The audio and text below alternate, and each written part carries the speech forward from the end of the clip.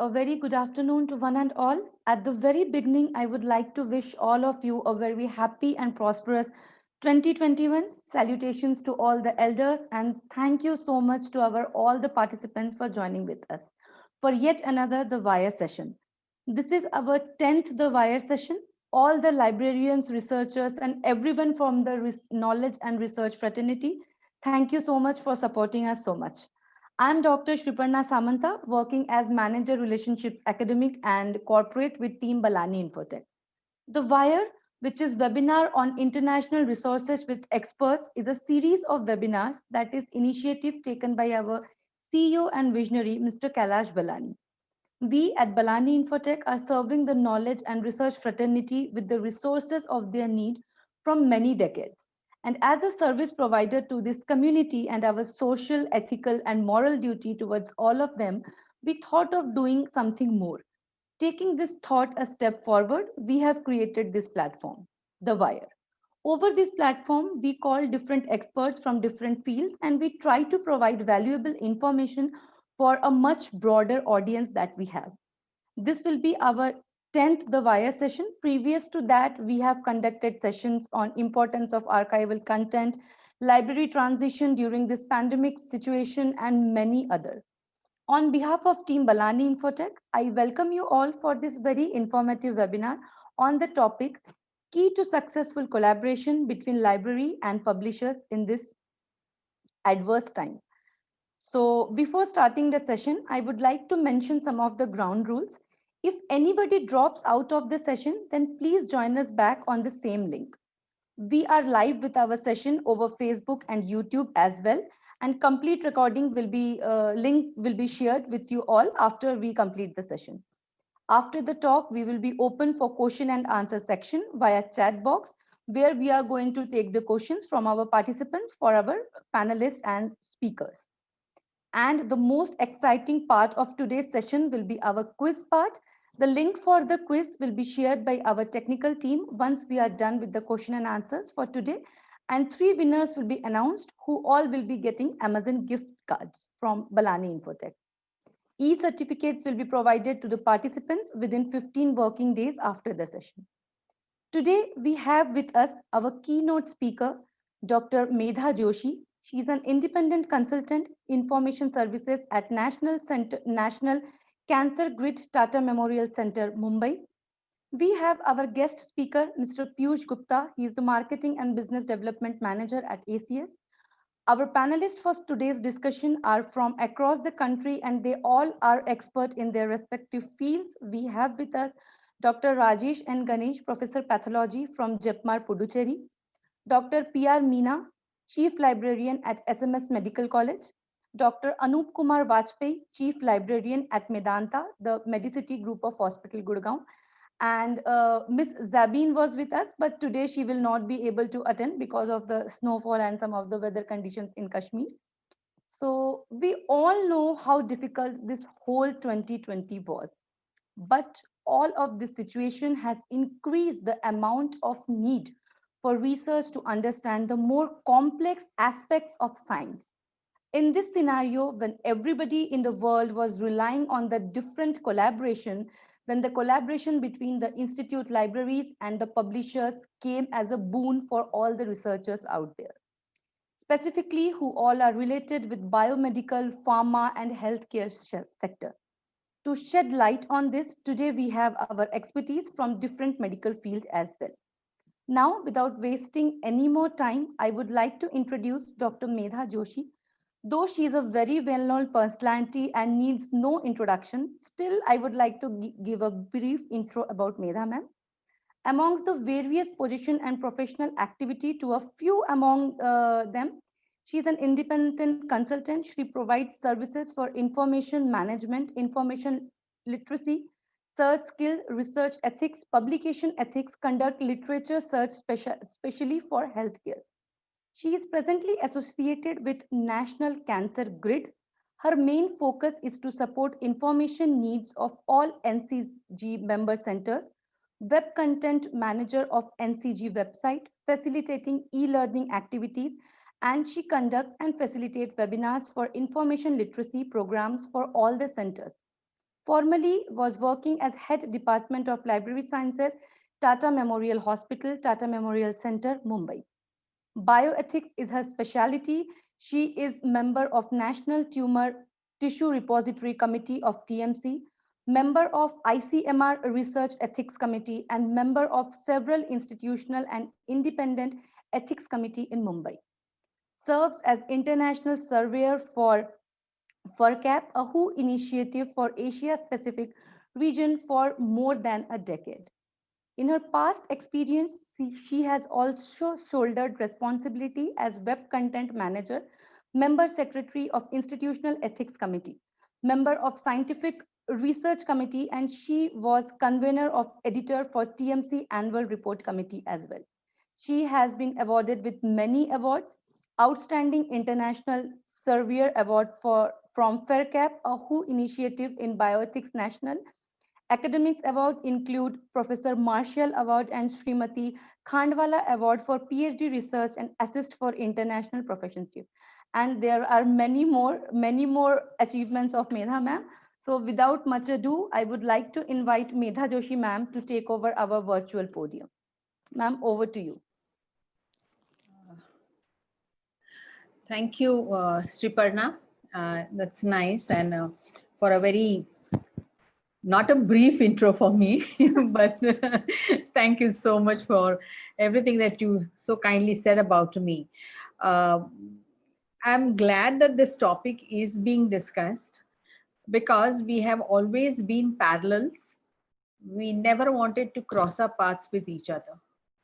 And therefore, looking at this in a very different perspective is very, very essential. So the topic that was, can I share my screen now?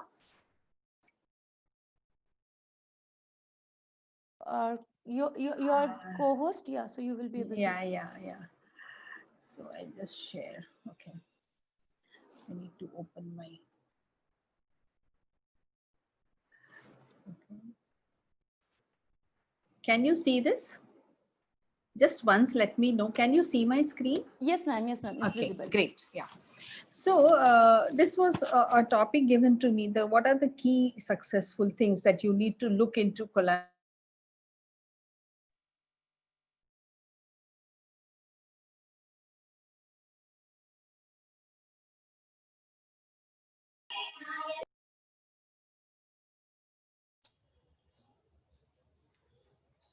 Medha ma'am, you are on mute. Okay, am I audible now? Yes, ma'am. I think I wrongly, the cursor moved in the wrong direction. So I'm so sorry. So looking at this, so it's going to be an overview of things, what we are going to see at, how things have changed. You know, when we look at collaborations, we just cannot think of two people coming together and working. We need to look at the background also. So how scholarly communications are changing, why they are changing, and what is that is compelling us, how they are impacting us as professionals, impacting us as our activities, because we need to understand and firmly believe and accept that whether it is publishers group or it is us as librarian professionals, we are service groups. We give services to our end users. The formats and the requirements may be different. Some services are commercial, so publishers may have a commercial view to it. Libraries will have a view of not a commercial one per se, but yes, they are service nevertheless. So keeping these two things on mind, let us see what is that we are looking at. So I have a disclaimer. I'm using a couple of images and pictures, which I do not say that they are the best or they are promoting those products, but they are just as an example to make my point clear on this matter. Now, if you look at the 20th century, it has been a very explosion of academic research. And there is in number of publication increased. So the funding in higher education increased, the scholarly societies and the commercial publishers, there were mergers, a lot of them. And who better than me, but to understand this, when I was in Haskell Institute, I had a lot of society publications, and some of these smaller societies were taken over by commercial publishers. And that created a lot of issues for us in terms of price rise, in terms of accessibility. And that time we were traditional libraries libraries. So I'm talking something very, very old and earlier times before the internet happened. So that was very difficult. And therefore, it became a problem even when there are mergers. Obviously, the mergers are for commercial benefits, but then the end users take a hit on that. So that was another issue. So crisis, what I'm trying to put forward is crisis always came, and we always handle crisis to that point of time, and we moved ahead. But the crisis returned in a different form and a different format, and we need to look at those again. But how long can we address only a single crisis and move on? So there should be a sustained effort of looking at it and continuously to taking it forward. So if you look at 90s, lot of electronic publications started happening because internet came into place, their communications differed, the way it moved and it distributed or access differed, because the best thing happened to us was the internet and the web. It really was a game changer for us because it moved, the speed was amazing and it's increasing by the day. Individual accesses, it individualized or made users independent. So again, we were in an area when users were doing their own, the libraries were doing something, and the publishers were doing something. So all three parallels moving, not crossing the path, and that is what is the issue. So this is what happened.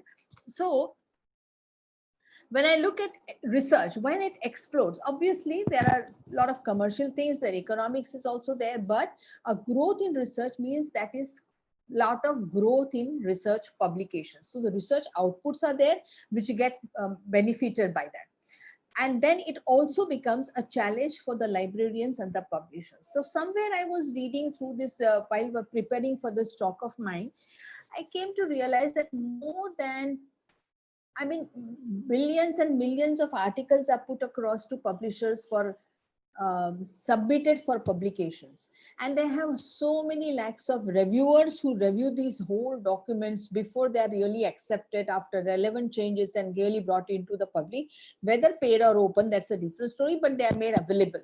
So that becomes a challenge per se when you have a huge mountain of publications coming forward to you for survey.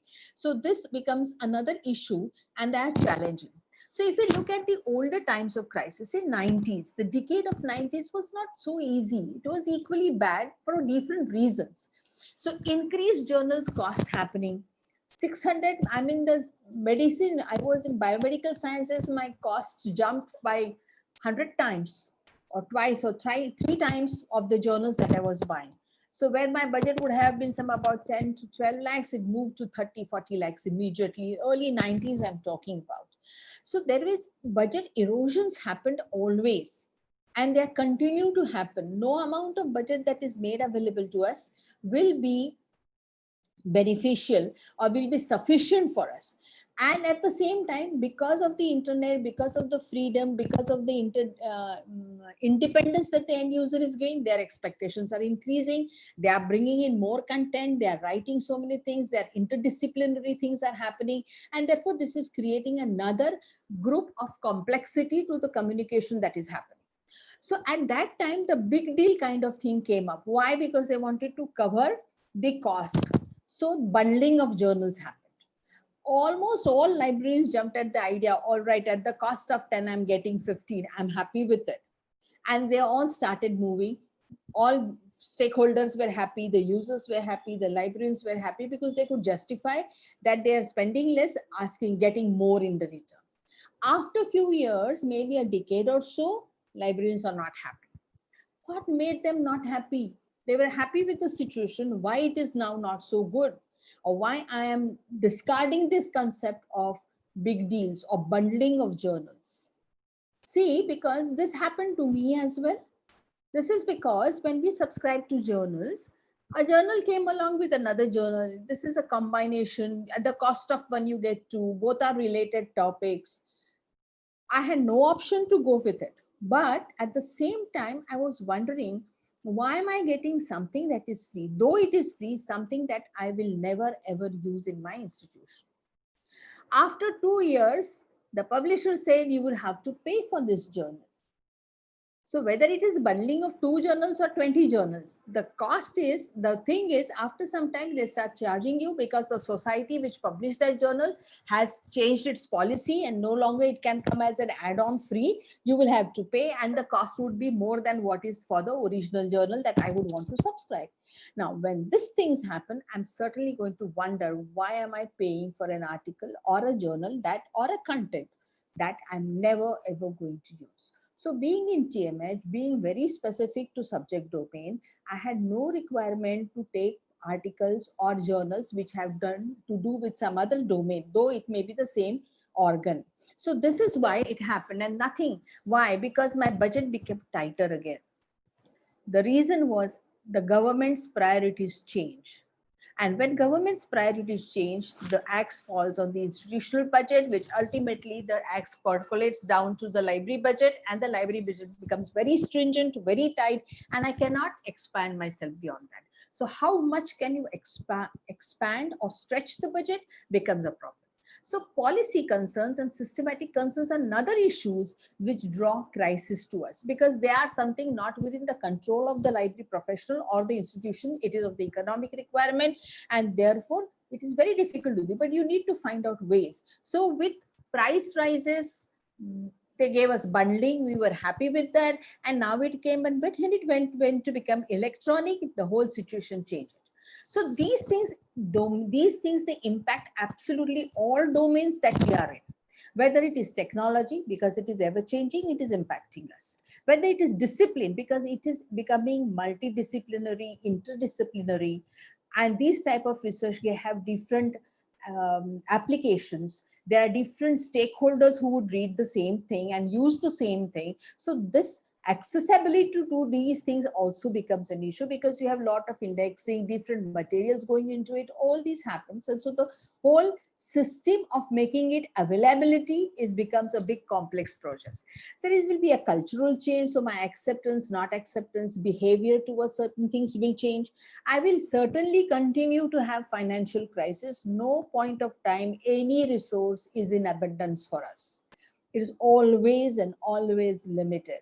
So I need to always keep a tab or one eye on my budget and see where am I, and then speak for the other things. So publishing, promotion, tenure policies, these are all getting impacted because of all such things. Libraries and education, obviously, because the budget constraint, the demands, the what is coming on my platter and what is being demanded may be different, may not be the same, or may be very intercomplex and interrelated, and we don't know how to and what to pick up, and all this is impacting intellectual property rights. So I need to keep an eye on all of these things, and that is a big challenge, and that's how I need to take support from some. And what are these supports, we will see further.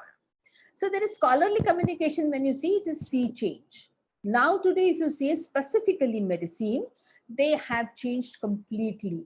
And you would want to see that they're giving you large data sets. So you need to manage those. There is a lot of raw data, research data, which also is to be managed.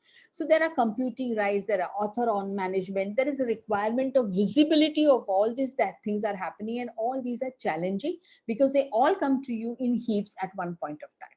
So this is what happens. And these are informal means are also there. And these are embedded into the new scholarly communication. So you will see blog podcasts, you will see videos, you will see interviews, you will see all sorts of things. I'll just give you an example of this. There are a lot of supplementary data also.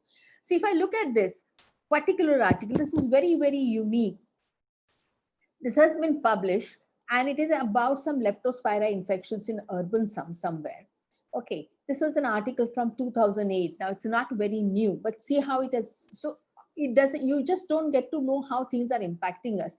Now this particular article is talking about in slum infections. Now all these articles, these are the different links that are there for that article, which is an online article. It takes you to the Google map. The moment the slum region changes, this Google map will change. It gets connected here, that the definitions and things, whatever criteria they have used has changed. It will take you to a fusion of data, which will be graphically presented. It will take you to the technical details and annotation guidelines that have been used for leptospirosis study. They will take you to connect to the different related articles as well from here. They will also take you to ontology areas. They will give you different details and metadata information. They will take you to different geographic regions of different places, which has the same thing, but they are studying this particular city's urban slum.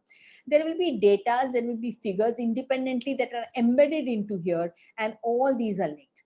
Anything of this changes because of the data changes or things, it will get impacted on this. Now, when I'm having all these things together, I need to have a metadata for all these things putting into place, and this is going to make a very complex situation for us. So this is my expertise, which I can support to the publishers whenever they would want to have it.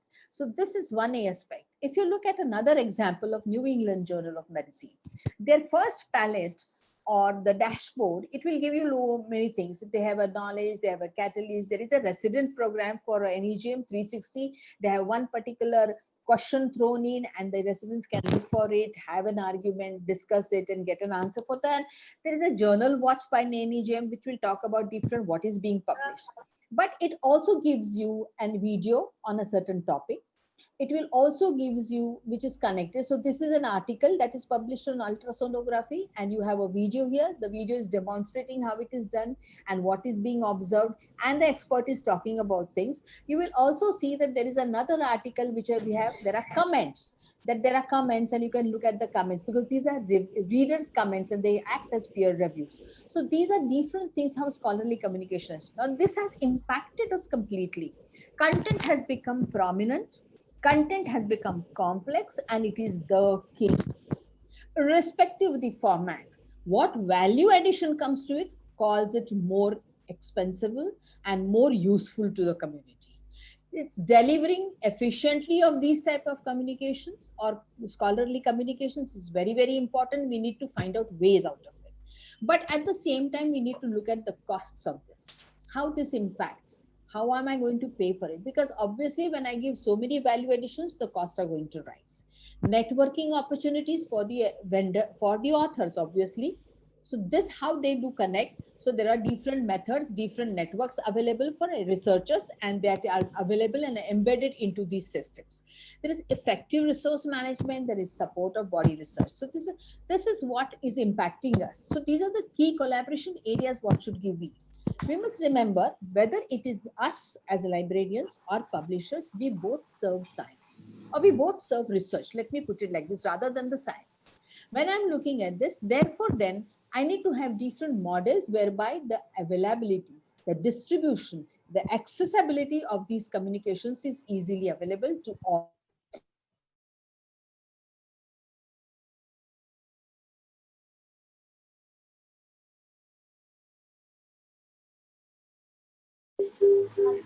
Is there a disturbance? So when there are publications, there are internal promotions, there is marketing, there is distribution, there is access, and there is training. These are the areas where librarians need to put themselves together. We have been doing this. It's not that we are not doing it, but we do it independently. We need to do it together to make that resource more exactly accessible to people. Services for scholarly communications, training and archiving is another area which we have been neglecting for quite some time. We need to look at it. There are several distribution acquisition models where we can give our suggestions, because we know what our end users want and how we can take it further. And of course, promotion and education of these resources. What is happening in today's pandemic times is, you see, if you see the COVID, you just go to PubMed and ask for COVID, and it throws you lakhs and lakhs of articles on the screen. So most publications are being fast tracked. But when you fast track it, the issues, the ethical issues crop up of conflict, of privacy, and of editorial ethics. So when you look at bioethics, these are the main concepts which will come when you talk about publication ethics. Lot of people volunteered to be editors. They were asked to volunteer and reviewers for a good cause. People came forward. But when you would go for a rigor of review in other normal times, you take a longer time, and in a short time, if you review and put it across for publication. So you have seen an episodes where articles and data were pulled back because they could not substantiate the truth of that. So access related, intellectual property rights, recessions, lean budgets, we are all facing that. And NCG as a big national cancer grid has faced it tremendously. Therefore, how to find ways out of it is another issue. And the best thing is we need to support. So how do we support? If there is no money, we cannot buy. So everything is linked to all these areas, and the cost becomes a very important factor into this. Accessibility, of course. So library becomes accessibility. There is no direct accessibility is given by publishers, but then when it is an individual subscription, so you have remote access facility, you have all these things, but then authentication is an issue which the libraries handle. So management of authentication becomes important aspect. Content expectations are increasing. Libraries need to share user behavior, support expansions. Identifying gaps is another area, because I have realized that when we were doing for a lot of information collection for TMH hospital, we realized there were areas which were not addressed because they were geographic specific. So if they are Western specific documents, they may not really support. So we need some monograph coming up which is India specific or Asia specific. But that's how if you see, TMH has its own cancer treatment guidelines, because they cannot adopt as is from the Western countries. They need to be Indianized. And to write these guidelines, they need India specific documents. So this is where you can come in and say that this is missing and this should be published from somewhere. And you identify people with expertise, you identify the gaps in the document, and you know what kind of a document you need to. So this is typical of medical librarianship, because it is always connecting information to care, and therefore they are in the thick of the action and they know what is missing, what is the gap, and that's where we can support requirements to publishers saying that this needs to be done. So giving what is required is important rather than buying what is available. That is what we say. So access, price, and focused information should be our area to be supporting or collaborating with the publishers. Terms and conditions, recruiting author. This is something have been happening for quite some time. So often I have been asked who is the best person to write some head and neck cancer book. So that is how it is there. And this is always there. So area of collaborations, again, therefore, apart from the price and accessibility, content is important. Context of the content is important, and consolidation is something that we need to look at. And this can happen when we partner with our publishers. So publishers are doing their best. As I said, we are working parallelly. We are not crossing a path. And that's very important for us to think when we think of collaborations and sustained collaborations, just not collaboration. So they are publishing, they're adding values, they're doing their domain specific contents, they're creating those contents. You can buy only that part of the whole document. Building platforms to access it, you find so many of them. Each one too has his own. Right, they have joined open access initiatives. They are creating platforms and dashboards for authors, researchers, librarians, general public, various models of content. But then they are independent, they are not connecting, and therefore they lie like this. The promotion of this has to be done, and this promotion can be done by libraries because they know their end users better. Having walked with the end users for days on, having understood their language, having understood their needs, and having understood their specificity of requirement and timeliness, I think we are the best people to share our experiences with the publishers to give us more content that is more specific. Pricing is another area which we want. We want them to be controlled. We want models which will help us in the pricing, consistency, transparency, simple and realistic pricing. That's what we want. This model should be sustainable. It should not change because my needs change, the model changed. How can we sustain it with minimal changes? Because administratively, one has to go through a lot of hassles to get these models approved at your backend. So we need to look at these, which is acceptable to both the parties. Good control, price rise, and rational should be there because that's how we are going to justify our needs. And of course, the article processing charges are something that are very of much concern. There are several models that are coming, several are already into being rolled out. And the most important one is of the transformation. That is converting scholarly communication to hybrid and hybrid to open access through the subscription amount that the library pays. And there are a lot of groups who are working on this. And within this, there are different formats, like this publish and read, preprint archives, which you read first, review it, and then it gets published, it gets its DOI later on. Or like med archives or bioarchives are the best ones to see at this. There are open publishing platforms like F1000. That is another area which we look at. And there is a coalition new thing that is gone, that's called under Plan S. And there is JISC involved into it. There is ERC involved into it. And there are other funding agencies who are going into it. And they go by this CCBYSA format of Creative Commons. And that's where they are saying that how we can convert or repurpose subscription amount to convert a subscription, paid subscription, into hybrid, and then ultimate aim is to make it open access for those authors for whom the institution participates. So this is what is looking at, and this is they were supposed to roll out in 2020, and I don't know if they have done it as yet. I have not come across any document saying that it was rolled out, but this is something. So there are a lot of agreements have to be done. So what is offset? That means balance between the APC and the subscription amount. Read and publish, single fee, whether it is covering subscription access or open access fee. So APC fees, you balance the single fee, you just get an open access to that.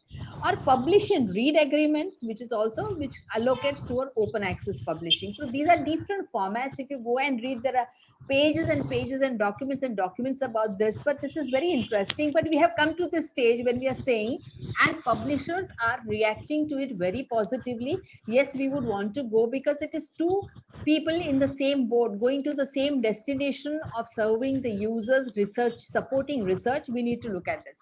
So therefore, negotiating, it is negotiations between institutions, so obviously the libraries and the publishers. Transforming business model from subscription based to article processing fee or visa based. So University of California has done this. They have signed with PLOS and they have this multi-layer proposals with them. So we'll just see what it is. It says it's a cost sharing model. So this is an UC authors who have access, full text access for authors who do not have an access to this. The goal is that they will stretch the library budget to fit into the open access services or whatever available funds. So that means minimum or no barriers for authors of the subscribing institutions. So this is what objective is, to accessibility without much of expenditure. This is what you see. So there is evidence-based understanding. What is evidence-based? The medicine people understand it better, that you need to give it proof that this is always the case and this will work best. So these are the costing, this is the usage behavior, this is the usage, this is how it has come back into the publications format. Based on this, you will decide what publishers, which journals will go into this kind of model. So again, the experience, expertise, and statistics of the libraries get into this, and the libraries can open up and defend for their institutions and also for their end users. So sustaining open access publishing is this. The aim is to deliver open access to readers and author and contain the cost. And this is another model which is for the high energy physics group. And everything, they have formed a group where the funding agency puts the money, the libraries put their membership fees, and this all is contracted with the publishers. Thereby the subscription cost is reduced drastically for the libraries, and therefore the researchers can get direct articles. So that is how they have done this. So ultimate aim is that they will slowly go to open access for this. Now this is another one which is F1000 research, which in fact the principle here is that it is not after the facts are published. It is as you are researching. So on the go. That is how they use a phrase which I like very much, because as you go to research, it is published here, you can view it, and as the research progresses, it is updated and final version goes for publication. So this is very, very important. You can read this article by Harter Engik. It's a very beautiful article. You have similarly from Korea, you have similarly from two things from Korea. One is for journals, another one is for medicine, which is Synapse. Most of us, you must have seen this. So this is how the publication happens, and therefore there are issues. The landscapes are shifting. So with the landscapes, the models will shift, the accessibility shifts, the demands are becoming dynamic with the end users, and that's how we need to prove, and we need solutions for that. And these solutions are basically access based and pricing based, equitable, cost effective access to scholarly communication, and access with ease. That means creating platforms like Euridit. Euridit is an essentially again initiative from Canada. Again, many groups are initiated with this. They are bargaining collaboration between publishers and libraries for scholarly communications. What are they saying? That they provide publishers with XML, metadata, preservations, referencing services, and they're allowed to archive certain journals. So by this today, or by this is a report from 2020, Some 85% of the articles full text are archived, and people who are members to this can access it. So that's how it goes into how archiving can take taken to another level. This is a wonderful example of that. So India is looking for one nation, one subscription. The draft is already there. But it is not only about subscription nationwide. It is also about data repository. It is also about OA publishing by the Indian authors. That means what? It means that we will be looking at data repository management. We will be looking at archives of reprints, preprints. We may have to develop our own something in different subject domains and work against it. So it is, government is also looking for this, and we need to look at it and support these issues through our skills and expertise. So the need is, a lot of publishers, they have platforms. So we have platforms, single platform, look at any journals that is published by us. But does that suffice? Perhaps not. We have a lot of discovery tools, but does that suffice? Again, perhaps not. Why? Because we have to scale up to OA. They will have this, but if they are closed, there is no point in having it. It is like any other abstracting indexing services. We need to scale it up to OA. So analytics are being made by publishers. Is that enough for us? We need to use it, acquire it, use it, promote it internally, and make the cost justifiable to have that document or content with us. Nowadays, we don't talk of journals and ebooks, we talk of contents. So that is another important aspect of this. Recession is always there. With crisis, it becomes more severe. So highlights of collaborations is terming financial negotiations. But never go it alone. Have a group, join together, because everybody will bring, and it is best learned from medical professions, that you bring expertise from different people on the table and you get a better solution. We need to do the same. We need to form a group of librarians and publishers to address this, because recession is affecting us. Recession is therefore affecting the publishers as well. So how we go about it? So bring a group of all related stakeholders and look for a good solution. Medha ma'am, Medha, sorry to interrupt you, ma'am. Yeah, I would like to request you to wind up into. Yeah, I have only few referring. Yeah, thank you, ma'am. Okay. So this is what happens. So statistics becomes important. Uncertainty. The access is this. Therefore, these are the keys which I have been talking about all through my talk. The author needs, supporting publications, selections, and focus. Content is key. We cannot forget about it. And therefore, we need to look at end user requirements and take it forward to the publishers and suggest subscription models and price escalation controls. So when I look at this, so technologies don't help us much, because there is always a fear of encroachment of privacy with all the things in. So these are some of the questions. Can public-private property accept it? How do we do it? What are the policy and guidelines? And how do I ensure transparency in the evaluation? So this becomes the summary. So context, content, context, and consolidation is something, the 3 C's that we need to look at. And I would like to end on this. This is by Nitisha Devasar, an MD of Taylor & Francis. In some of her blogs, she has written this, which I really, really like. And that's why I said the spirit of collaboration rather than individualism, and work as partners to reprioritize, reinvent, shape, and structure ourselves to our needs. Okay, and that is why I said when I address this, that means my partnership or collaboration has to be in continuity and just not stop after the crisis is over and wait for another crisis to look at forward to it. So that's how I end. These are my readings for this, and thank you very much for this.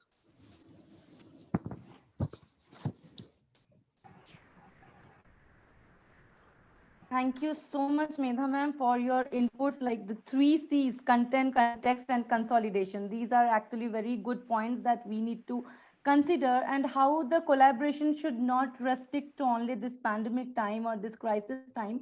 Collaboration should be a parallel hand-to-hand sailing in one boat of the libraries and the publishers. So these were very good points that you stated.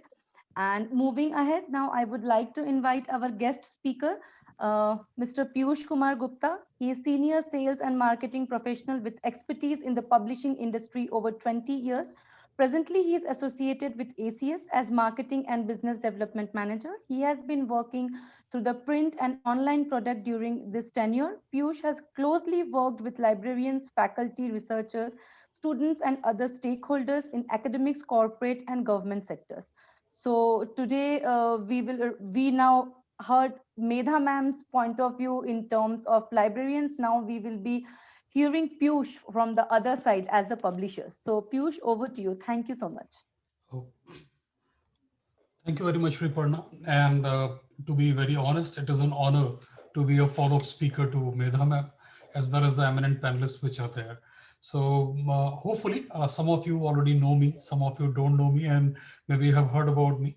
But I would really look forward to meet you and talk to you in person about any of these things. Just to put into the context, Veda ma'am's presentation was fantastic. She covered a lot of ground, and she made sure that I mean, not only uh, limits herself to the pricing and the content part, but also to the other services and the ecosystems which are developed by publishers. And rightfully, I mean, I definitely agree with her that it is about the publisher and the librarian going together hand in hand rather than being challenges. So it's not a debate, and I'm not going to counter things which Veda ma'am has said. I would really rather, I would like to compliment to what she has said. So before we start, I just like to draw your attention to what we are going to speak today. I would be talking about the librarian publisher collaboration, what unites librarians and publishers, some common challenges in the pandemic and the possible solutions, and of course, a question and answer. Before Uh, uh, Piyush, sir, just 1 minute. I would like to request all other participants to mute themselves, please. Yeah, thank you so much. Please continue, yeah, Piyush. thank you, please. So I just wanted to come up with a disclaimer that the views presented are by me and not necessarily for ACS or ACS publications. So to start with the very first thing, the library and the publisher collaboration. Well, I mean, if you see this picture, you would realize that I have made a connection between the publisher and the researcher. And of course, librarian is there as the bridge. Now, if you see, there are several channels whereby a publisher interacts with a researcher. But ultimately, the librarian becomes the bridge and facilitates and limits those channels. It removes the noise from those channels. How does it do? A librarian is the bridge between the resources for development and the people who are pursuing development. So the resources for development, they obviously are provided by the publisher, and the people who are pursuing development are the researchers.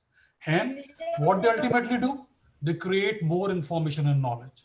So now the librarian also has a responsibility of channeling it back to the publishers. So again, it's a vicious circle, and librarian is the most important part of the whole process. The editors ensure the importance and quality and assimilability of the created information knowledge. And then these, after it is accepted by the editors, approved by the editors, approved by the rigor of the publisher, these articles or these new knowledge or information is actually published into a journal or an ebook or an archive, and then it is fed back to the researcher based upon their requirements. Of course, during the whole process, it is not that simple. You ought to have a delivery platform. You ought to have services built around those things. You ought to have people who can handle all this, transportation and transformation. So moving further, what actually unites libraries and the publishers? Well, I've tried to put it across in a diagram. So libraries and publishers, they are going together. What do? They ensure that the end users get the highest quality of information. They also ensure that there's a digital preservation of the content through archives or preprint servers, like ma'am said. They also support and develop research community. So I will talk about each of these and how ACS is doing and how actually it has been done through different publishers, and especially during the pandemic situation. And also they ensure that the end user is able to access the information. So my talk is built around these 4 points, and I will be elaborating each of these in my next few slides.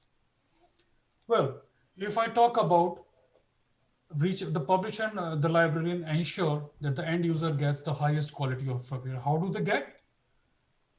They get the journals which have got high impact factors. Of course, not all of them have those high impact factors, but the librarian ensures that it gets the content which is coming from a renowned based publisher who has been ensuring to provide provide highly cited content, highly used content. Okay, so like ACS is a provider of a highly cited content. Then there are journals which are having high impact factors. So librarian, before subscribing, he matches what is the best available with in the market through the publishers and what is required by the end user. And then it results into acquiring things which are having high impact. The second part, providing access to the information. The library ensures that the information which is available for the end user, either it be through journals, it be through ebooks, it be through news magazines, or even the platform. So a publisher actually invests a lot in the platform. Like Medha ma'am said, it is not only about the content of the article, it's about the accessibility as well. So you would note that each of the publishers, primarily and specifically ACS, which I can actually vouch for, that there is a seamless connectivity to the different types of content. So you're working into a journal, you can simply click onto a link and you can find a possible or related article in an ebook. Similarly, the same can be found in an archive. Not only this, it is very easy to say that I want a PDF version, I want an HTML version, I want an XML version, I want the metadata. All these things require a lot of carefully calculated programming as well as ease of use. So a lot of things are invested. It's not only the manpower, it's not only the creativity, and not only the money.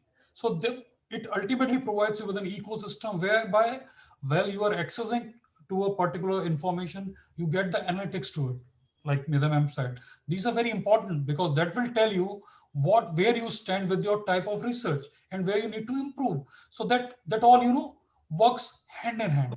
So the librarian and the publisher, they do ensure that there is ease of access as well as the right or the quality is available for access. So obviously the publishers prepare all these things, but librarian is the person which maybe through their training programs or maybe through their orientation programs, they ensure that the users are aware what features are available, what type of products are available, and how best use can be made out of these. The third aspect is the digital preservation. Of course, people are very much aware about the things like legacy archives, which are the back files uh, from volume 1, issue 1 up to a particular time limit. Like in ACS, we have got up to 1995. So that is known as a legacy archive. We also have news archives. So we have got a magazine, we have got an archive. And like Ma'am was saying, now the challenge is about digital preservation of the internal theses, internal researches. How can that be? I mean, so ACS along with 5 other societies, we came across with an idea and we developed a preprint server, which ensures that the moment you come across and put your research there, you find a DOI for it. So that's a DOI is a digital object identifier. That simply means that if your research is available to everyone to comment upon, first of all, it will ensure that nobody copies your research because it is already there registered with a DOI. Secondly, if there are people who want to give feedback, they will come back to you. That will ensure that you have got improved research. So things like these are definitely the initiatives of the publishers, and it is on demand of the libraries, like Ma'am was saying, which ensure that the best archiving or digital preservation is available for the content developed within an institution. The next part, I would talk about supporting and developing the research community. See, this is one thing which is often missed across, yeah, especially in terms of society publishers. As a society publisher, our one of our responsibilities is to make sure that we work for the betterment of the research and betterment of the science enterprise, especially for the chemical enterprise in my case, because I'm American Chemical Society. So what really happens, there have to be a horde of things which are done to ensure that the end user gets benefit in terms of writing their research, in terms of researching for their topics, in terms of content and reference material, in terms of getting the best publication, in terms of open access, which was one of the big follow-up topics by Medha. So what does ACS do? And I think I'm sure the other publishers are also doing, not only society publisher, but also the commercial publisher. Like we have got a workshop with Department of Science and Technology. People attend, they come to know how things can happen, how to write a particular stuff, and that too in presence of a renowned ACS editor. So you've got a chance to interact, you've got a chance to learn, you've got a chance to apply, and you've got a chance to actually experiment and finally try it out. Then we also have a series of virtual lecture series, which is known as ACS Science Talk, followed by online author workshops to improve your research writing. Then we have got poster awards. We do have a reviewer lab. Now, this is something like Mem was saying that there are lakhs of reviewers. Now, how to become a reviewer? Do you need to be trained for that? Yes, ACS has got a 4-hour course. And I'm sure other publishers, like I know of Institute of Physics, they also offer a reviewer course. So it's a 4-hour course. It's available free of cost online. You just have to invest your time, and you also get a certificate from ACS. Although ACS doesn't guarantee you to be a reviewer for one of their journals, but it makes sure that you are aware what are the international standards for being a reviewer. So ultimately, it will help you to develop as a better researcher, because if you know how to review, you would also be knowing how to write. So these are the things which are there. Then we have got a flagship program known as ACS on Campus, whereby we allow our international editors to speak to the audience directly. They can interact one-to-one. In fact, this year we had a virtual ACS on Campus. This was the first of its type, and it was attended by over 1,500 people. Then for the librarians, it is also important that it is not only about the development of the end user, but also for the library community. So ACS Librarian Summit is about, getting what is the best practices happening all over the world in the library community. And also it is a platform to interact with the publisher as well as amongst the librarians. So we had a virtual library summit this year as well.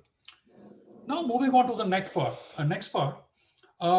of the support and develop research community itself, we talked about open access. That's a very hot topic. And you will be pleased to know that most of the publishers, including American Chemical Society, have been very, very proactive in terms of providing resources for open science. How do we do that? We already have open access journals. So some of them are totally free of cost, like ACS Central Science.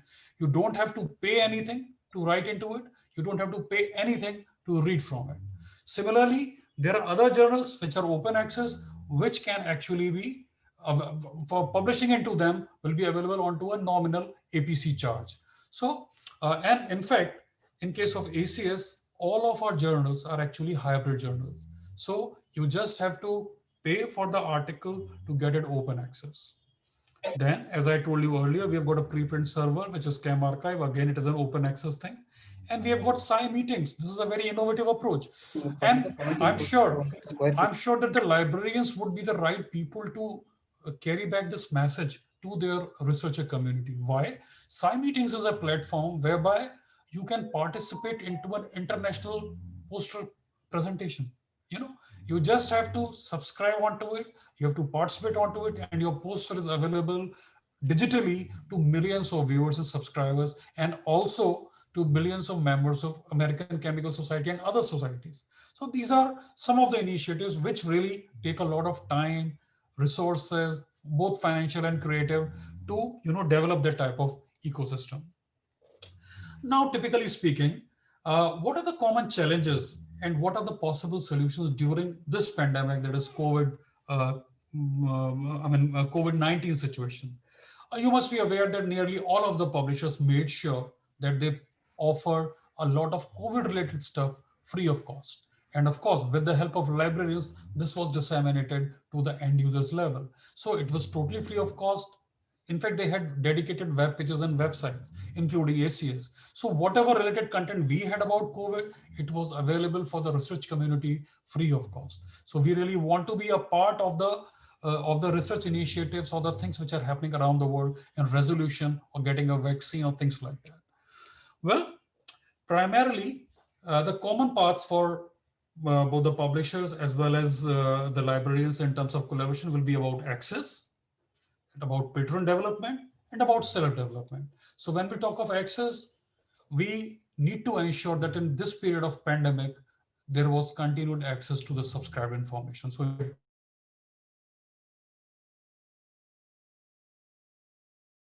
librarian played a very, very important role in order to ensure that this type of access is available to the end users. And of course, publishers were forthcoming with different models, with different solutions. Of course, not every model worked everywhere, so it had its limitations, but nevertheless, the idea was that we are ready there to help you. In terms of patron development, that is the end user development, the idea was to provide support to patrons for their enhanced learning and development.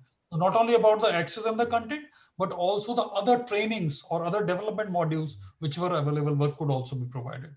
And third, of course, was self-development for the libraries themselves. So I will take each one of these, not more than a minute, and it will just give you an outline how things really happened, how it worked. And these are the probable solutions which you can also apply in case you have not adopted any one of these. So like I said about the access to subscribed information, in ACS, we had remote access solutions.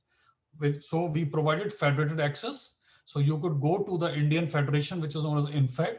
You can request them, sign a license. It is, I think it's free of cost, and you get access to your subscribed content through a federation. That means your patrons, wherever they are, they will have a username and ID. They will simply log on to it and they will be able to access the content which their institution has subscribed.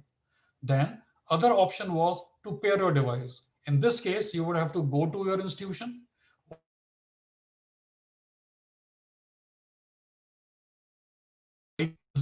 Once that is done, you can go back to your house or anywhere in the world, and you would be able to access the resources your institution subscribed for 120 days in one go. So you can come back and pair again. Similarly, if you're using Google Casa, it's a campus activated subscriber access. So if you're using Google Scholar in your IP range of your institution, you would be able to use the same credentials while accessing from your home or anywhere in the world. Similarly, the other publishers, and in fact, the most favorite one which I found was VPN access. So most of the libraries, they had easy proxy and things like this, like which were the typical VPNs, which were provided, the access were made available through that. Secondly, there were a number of commercial publishers who provided for user ID and password. So that was one of the easy things, but a number of publishers had limitations with that. Then there are third-party services, like you might have heard about Remote X. It is a third-party service which you can subscribe to and then allow and check the usage through for your subscribed content. The other important thing which I really wanted to remind you of the fact is that I think most of the audience as well as the panelists and the key speaker are libraries. I am representing the publisher, and not only the publisher, but also my channel partner, Balani Infotech. So we are representing that side, and how we are working together with the librarians is the key which we are discussing here today. So, well, the other part was providing support to patrons for their enhanced learning and development. So this can be done only through the libraries. How this can be done? Like we had science talks, so the information was sent across to libraries, and libraries then disseminated it to the end users. We have ACS Author University. It's an online thing. It is available on YouTube. You go there and you can talk and hear the editors speaking about important topics altogether. It's all free of cost. The review lab, I have already told how to be a reviewer, the certificate course, author workshops, ACS on campus. And I remember that there are other publishers who have done a lot of trainings. So the librarians facilitate the product trainings. They facilitate us the editor sessions. They ensure that they had small webinars at the library association level or institutional level. And they also ensured that whatever podcast, webinars, and electronic resources were available with the publisher, they are channeled and informed about to the end user. And last but not the least, publishers also ensure that there are opportunities and facilities available for the librarians for their own learning and development. How? Like in ACS, we have got ACS Info Central, which allows you to go in depth about the products like journals, books, news items, research tools, about open access. So open access is a big go, but I understand that there are several types of models which are available in the market. There are several type of options which are available in the market at different country level, at different consortium level. So how things are happening? Ma'am talked about read and publish agreements, transformative agreements, so all these information is available I mean, in on the websites by the publishers. I can vouch for ACS. You can go to the openaccess.org site of ACS, and you would realize that it is a great learning experience whereby you will come to know what sort of agreements are there, what sort of open access options are there, and how ACS and other publishers have been dealing with different countries or consortiums or institutions all over the world. So that is for self-learning. Then we also had a special Twitter handle, which is specifically for libraries. So you will be updated with the product developments, happenings in the library industries, happenings in open access, all on your Twitter account. Then, like I told you upon the open science, and we also had the library summit. So these were the chance for an individual librarian, along with the publisher, to get acclimatized to what is happening new in the world, and then probably work around and see how this can be taken back to their own institution and applied. Then, of course, there were lots of Zoom and WebEx meetings there as well. So before I end, I would just like to tell you that the library and publisher are co-pilots in this journey of knowledge facilitation while learning and applying the best practices. So we are not two people apart. We are going together. We are facing the challenges together. I'm sure we'll be working together in future as well. So I would like to thank you for your time and your patient hearing. If there are any questions, like Sriparna said, I think that can be taken back at the end of the session. Thank you so much, please.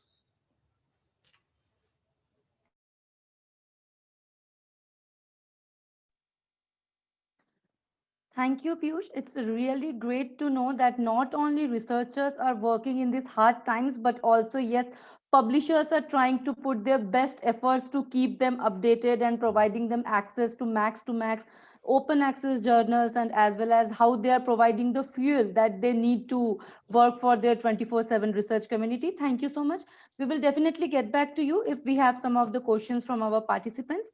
So And move. Sriparna, just before you move further, I would also like to inform everyone that it is not only the publisher, but also the channel partners like Balani Infotech. You know, there are so many of these, which ensure that even if a gap is left between the librarian and the publisher directly, they ensure that this gap is filled in. Yeah, So we the try to bridge information, that. yeah. Yeah. So that's fantastic. Thank you so much. Thank you, Piyush. So now to start with our panel discussion on the topic, I would like to invite our panelist, Dr. Rajesh N. Ganesh sir. His present designation is Professor of Pathology, JIPMER Puducherry. His special interests are into surgical pathology with special focus on renal and transplant urology and molecular pathology. Number of original publications in many of the peer-reviewed journal are 125, and he is handling some of the major administrative responsibilities, which are some of like faculty in charge renal and transplant pathology chairman, central research facility JEPMAR chairman, OPEX community JEPMAR, facility in charge in JEPMAR, and many more. So apart from this major ongoing funded project, he is handling 11 projects from DST, SERB, DBT, ICMR, and etc. So, Rajesh sir, over to you. I would like to welcome you. Please join us. Thank you. Can you please confirm if I'm audible? This is Dr. Rajesh. Yes, sir, you're audible. You're audible. So actually, it's a privilege to hear to Dr. Medha Joshi. I've been in Tata, and Madam has been in Pondicherry. So it's been an opportunity to hear her again. I won't be sharing any PowerPoint screens, but basically, I'm a professor of pathology who also happened to handle charge of librarian in charge. Like, I'm not a librarian, of course, I'm not a professional librarian, but I happen to be the faculty in charge for Central Library at JIPMER. And the major challenges that we encounter as professionals in medical sciences to balance the needs of the medical professionals who want access to resources readily available and as fast as possible. The other thing is the challenge of people asking for some kind of a model which will help them in publishing. So I think Dr. Medha Joshi had gone into the details of it, but we are not able to fully satisfy the requirements.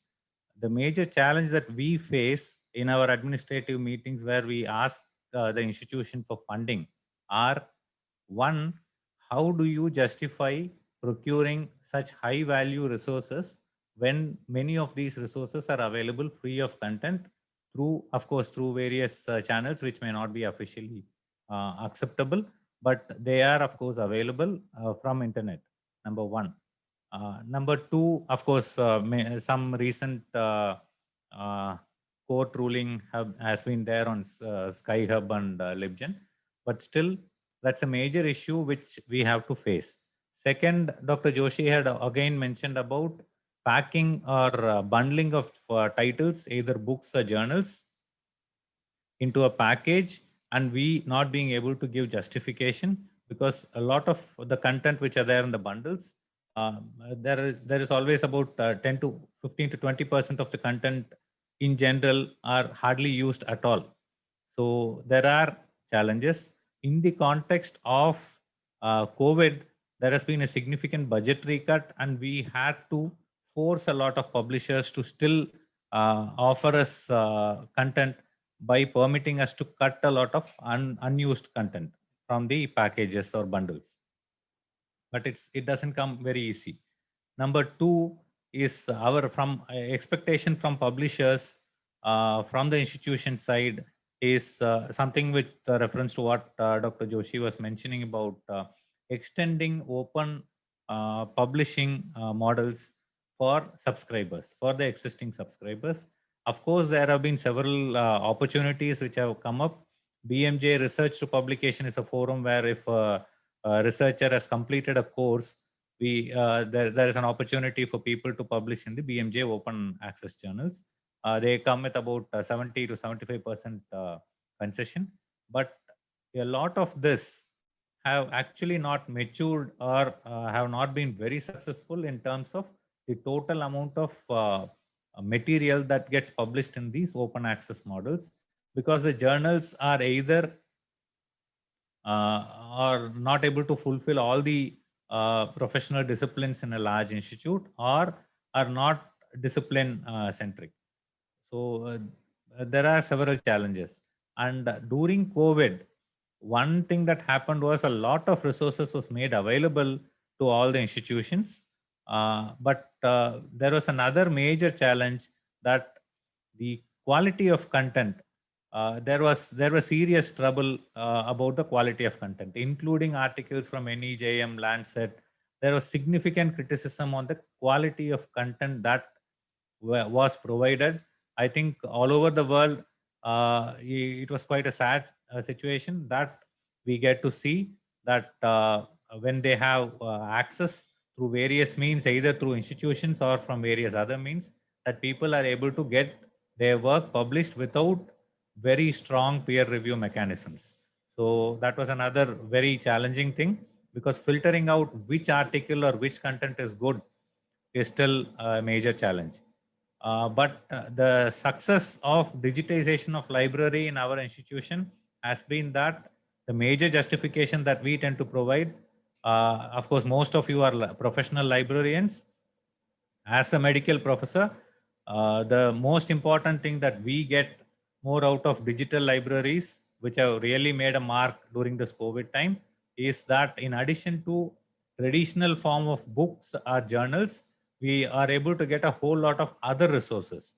We get clinical decision support systems, about pharmacopoeias, about videos, surgical videos. We get a whole lot of images, so which are very, very useful. So there are major advantages of having a digital platform. We, of course, have our access, remote access content through a third-party publisher. We right now we do not have access to a virtual private network, because the expenditure for establishing a virtual private network in a very large institution is much more complicated than having the third-part provider, remote access or MyLoft, as they call now, with a mobile application. It works out to be far more cheaper. But the major advantage of having a digital platform in library is that in addition to the traditional form of books and journals being accessible to professionals immediately, we are also able to extend a whole lot of other additional supports, particularly clinical decision support systems, radiology support systems, pathology support systems, a whole lot of other support platforms which are instantly retrievable and accessible. So that is a major advantage. But the major challenge that we do face are that most of our professionals here do expect that subscribers be given some form of access to open access publishing models so that we get benefit, because a lot of subscribed content is not perpetual. There are the price difference between a subscription model and a perpetual model is quite high.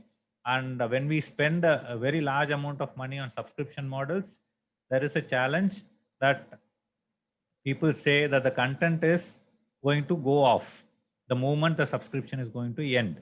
So they ask for a value addition in that the institute and its researchers get the opportunity of getting the opportunity to publish it in open access platforms where the article publishing charges be at least be given a reasonable concession. Because coming from India, we have a great difficulty. We will not be in, none of the researchers here would be able to afford the kind of article processing charges that are being displayed in the major journals. It's just completely out of our feasible limits. So we actually wholeheartedly welcome any opportunity in the system to provide what to say, a centralized one nation, one library platform.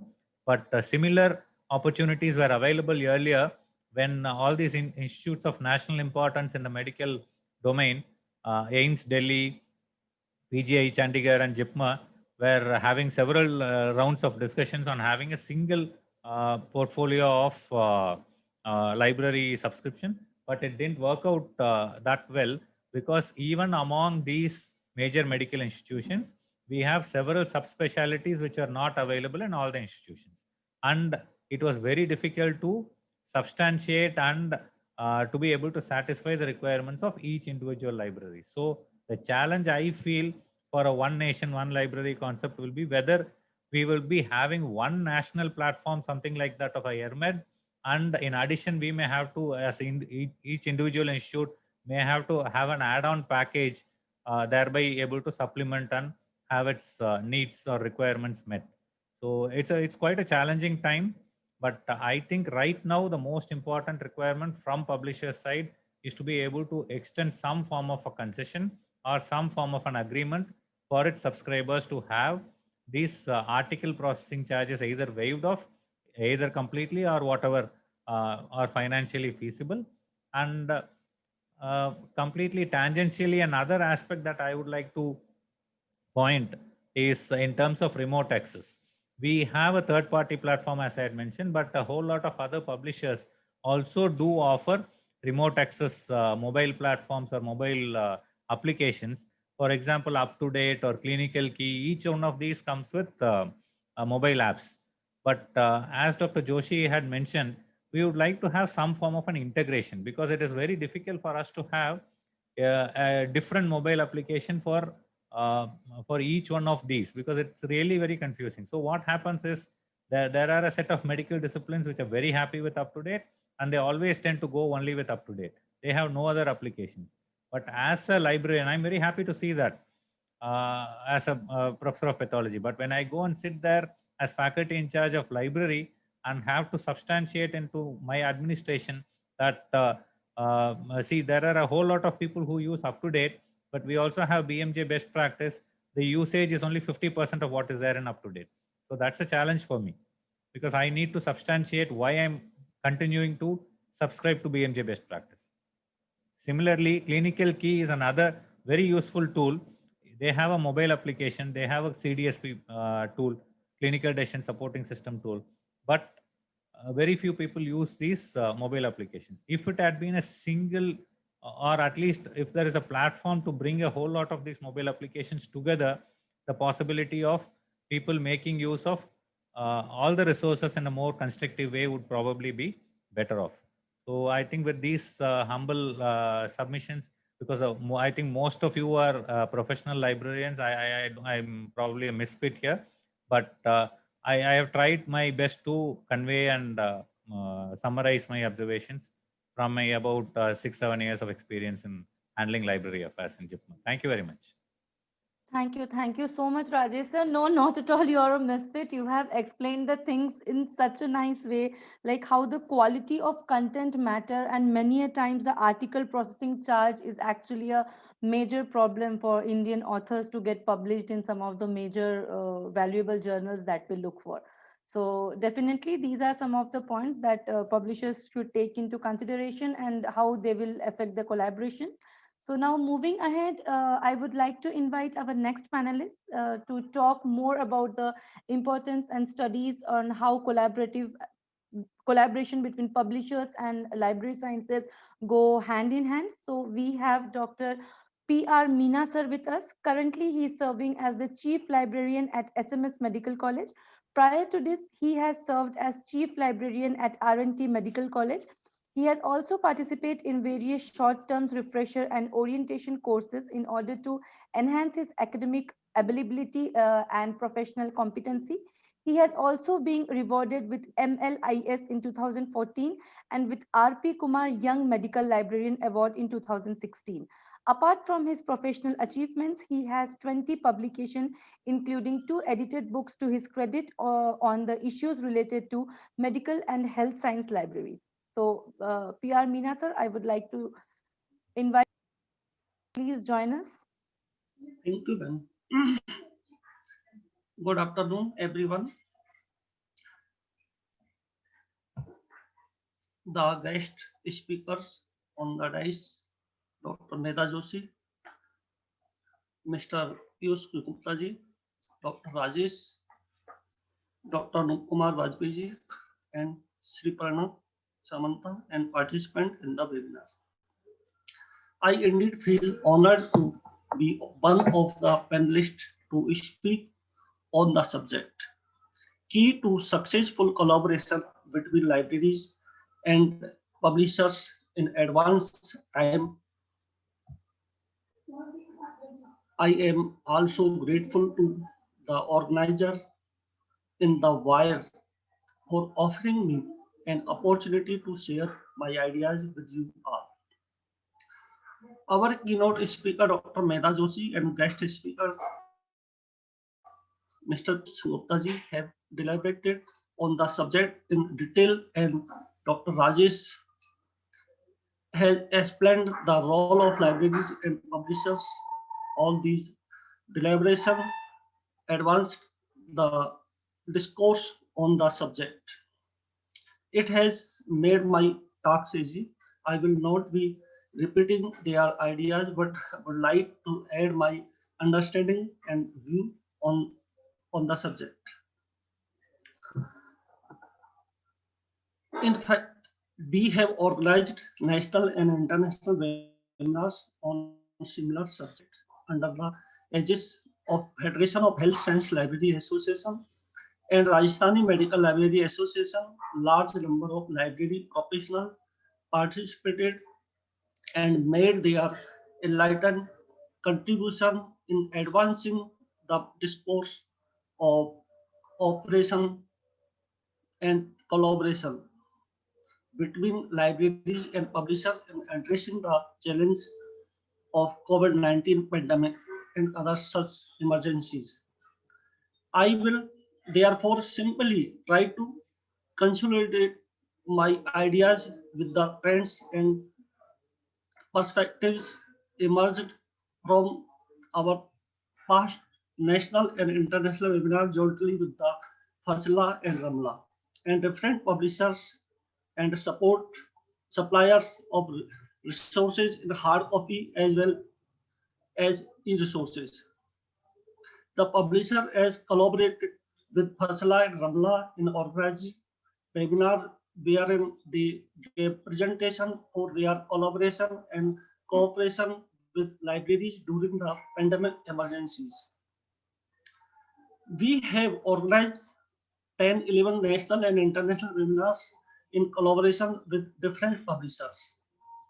The publishers have also offered various databases like UpToDate, BMJ Practice, etc. and e-resources initially on trial basis, and finally libraries can purchase them once the viability of these has been established. The libraries is collaboration with the publishers initiate awareness campaign to make the readers and library users aware about availability of and also to advise how to use e-resources and get them by email or download in their system. The Department of Medical and Health, Government of Rajasthan, inspired by the experience of library and publishers, cooperation and collaboration initiate the process of setting up medical and health science library consortium of all the libraries in the state by making Dr. Robert Hellick Library, SMS Medical College as a nodal library, which will operate and manage the consortium. It will be cost effective, e-resources acquisition and collection, as well as optimum utilization of e-resources by helping the library users and readers in the time of emergency. The library users can get the resources directly while sitting at home. The publishers fully cooperating in the establishment of consortium and making it low-cost measure of e-resource collection. Moreover, the publishers assured the library to provide initial training to the library users, getting the e-resources as and when they need them without personally visiting the library. We are confident that library and publishers are mutually supporting for helping the library users, readers, both during normal and emergency time. The viability of the collaboration and cooperation is well established during the COVID-19 pandemic. The experience is really encouraging. It will strengthen the Rajasthan Medical College Library Consortium for making the library prompt service provider to library resource users in the low cost and efficient manner. There is no way where library and publishers can work in isolation in any circumstance. Their collaboration and cooperation is for more beneficial during the emergency for optimizing limited resources. I am indeed grateful of the organizers for providing me an opportunity to share the idea dice with the erudite scholars and my idea with all the participants. I am also hopeful that the wire will organize such events in future to bring together scholars, practitioners, and publishers for enlightening everyone who is interested is getting and reading library resources. Thank you all, Jen. Thank you, ma'am. Thank you so much, PR Meena sir, for sharing your views and how your library has done the different changes by using the consortium method and all everything. So thank you very much. So now we will move to our next panelist. I would like to invite Dr. Anup Kumar Vajpayee sir. Dr. Vajpayee is a medical librarian as well as yoga consultant, academic trainer, and social activist. Currently, he is associated as Chief Librarian at Medanta, the Medicity Group of Hospitals, Gurgaon. He has more than 15 years of vast experience in the field of academic and medical librarianship. Started his career from Ayurvedic College from 2005 and worked as a librarian in various academic research institutes and university. He has hands-on expertise of library softwares like Koha, eGranthalaya and WorldCat Mark 21 database. He is also certified trainer of various referencing softwares like Mendeley, Zotero, EndNote, and many more. Apart from librarianship, very interestingly, he is working as yoga consultant in various academic institutions, corporates, and hospitals. And regarding the paper and conferences, more than 25 workshop and conferences attended and presented his papers, 2 book chapters, published 5 articles in various academic national and international journals. Dr. Anup sir, over to you, please.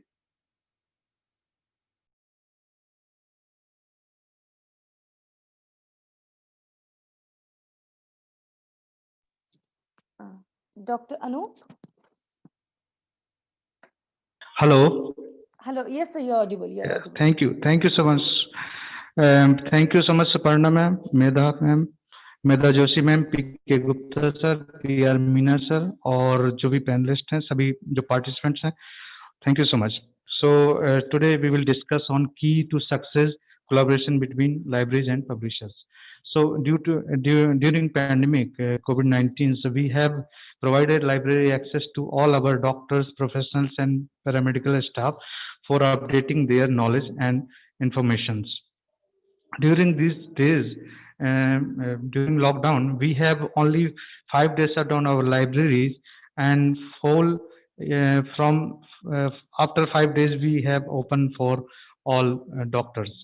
So we have main, we have mentioned some papers or some over there so that they can use their resources by online. We have provided all the database like journals, books, and etc. Through mobile systems or at a three device. So we have remote access of clinical key, up to date, and NEGM. So all the databases can easily accessible from by mobile, tab, or laptop. So here we can discuss about the role of successful collaboration between library and publisher. During pandemic, publisher like BMJ, Elsevier, Wiley, Springers, they have updated their informations according to pandemic. They have uploaded new recent information about COVID or related studies or articles so that users can easily access and updated their knowledge for treating of patients and save the human life. So during pandemic, we have seen many drawbacks over there. So we need to be collaboration between publisher and libraries. We need to be focus on libraries training of librarians, digitizations, use of digitizations product or databases, cost effectiveness. Due to pandemic, many libraries have their less of budget, so we need to be focus on some cost effectiveness tool or journals so that librarians or management can easily purchase the same. So another things we need to be, if you are a publisher or if you are a published third party vendor, so you need to be provide full remote access of these contents or journals or etc, so that they can users can easily available, users can easily access these kind of informations. So here I can conclude my words. Thank you so much, ma'am. Thank you, Madam ma'am. Madam ma'am always uh, sending informations related libraries or some databases. So we are using our library also. We collaboration with the National Cancer Grid also. Thank you, Suparna ma'am. Thank you, Valani. Thank you, Val, or team PK sir, PR Mina sir. Thank you so much. Thank you so much, Anup Kumar sir, for your valuable inputs. And I thank you all of our speaker for their valuable insights on the importance of collaborative relationship between the libraries and publishers and how these two are going hand in hand, which kind of steps libraries have taken and which kind of steps publishers are need to take in order to lower the subscription charges or APS charges. So we had a very great discussion over this. So please be with us for the question and answer section now. And let's see if our participants have something to ask to all of you. I would now request my technical team to initiate the chat box so that we can have some of the questions from our participants. So now we will be opening our chat box for the question and answer section.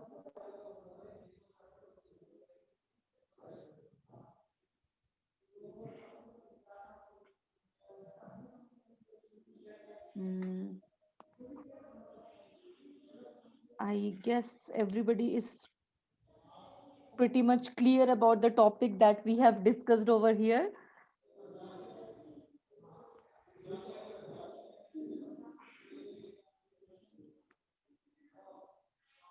Thank you, sir.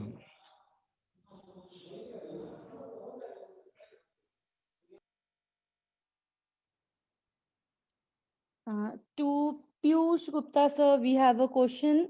Give the remote access services as free to all the institutes, or we have to pay for that? So, Piyush, sir, are you there? Hello?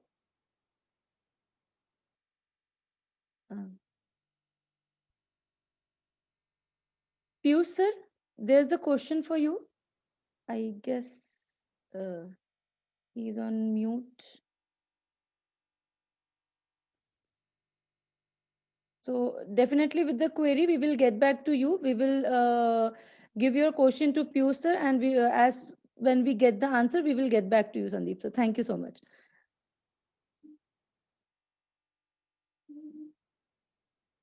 Uh,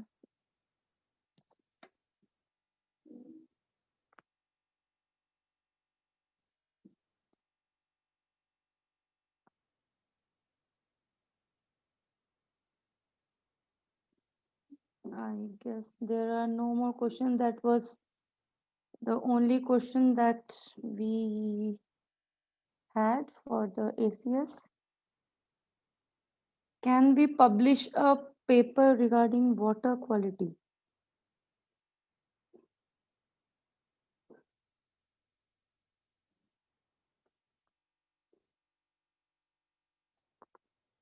So I guess our participants are pretty much clear with the session and the discussion that we had. So right now, after this for today's session, mostly our session is over. And now if our panelists and speaker want to leave for the session, they can. Thank you once again to all the speakers for sparing their valuable time out of their busy schedule for us. If our speaker want to leave, then please they can leave the link, and if they want to spend some more time, they can. Right now we will be opening for the quiz section. The quiz link will be shared over the chat box, and all of those who want to receive their participation certificate, we would like to request them all to go through and fill the details that are shared in the link, so that on that basis only we will be able to share your certificates that are we are going to share from our end.